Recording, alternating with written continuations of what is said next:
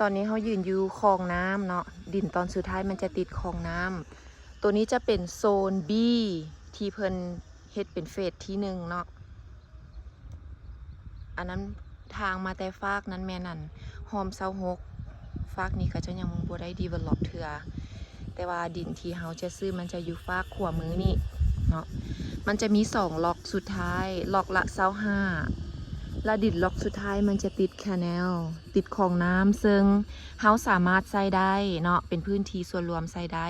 แต่ว่าเป้จะต้องได้เสียสละหน้าดินเข้าไปอีกถ้าเป้อยากนำใช้สะดวกตอนนี้เพิ่นกำลังวางท่อเนาะเพิ่นเฮ็ดคลองหน้ามันก็กว้างอยู่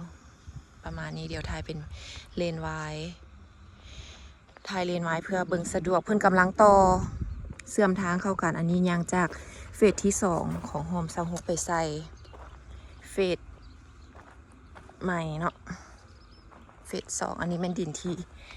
เป้จะเอาเนาะมันจะเป็นล็อกสุดท้ายเนาะยาว25ตัวที่เป้บอกค่ะแหละอันนี้แมนจากดินโครงการกว้าง6 เมตรแนมเข้าไปมันจะเป็นจังสิเนาะดินตอนสุดท้ายจะติดคลองน้ำดินยับขึ้นไปใกล้ปะเป้ากับเป็นอีก25 เมตรเดี๋ยวสีพานยางขึ้นไปเลย